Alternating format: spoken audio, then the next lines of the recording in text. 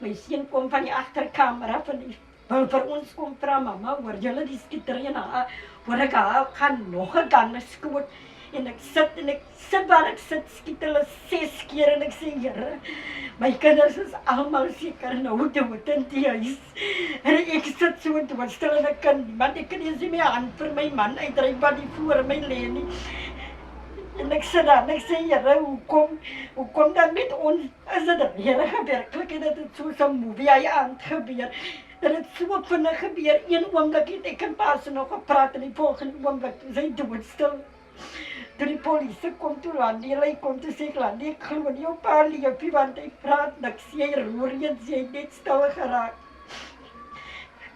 En die polisie sê vir my, hy aan ek maar buite wag. Wat vir my so kwaad en so seer is van die polisie.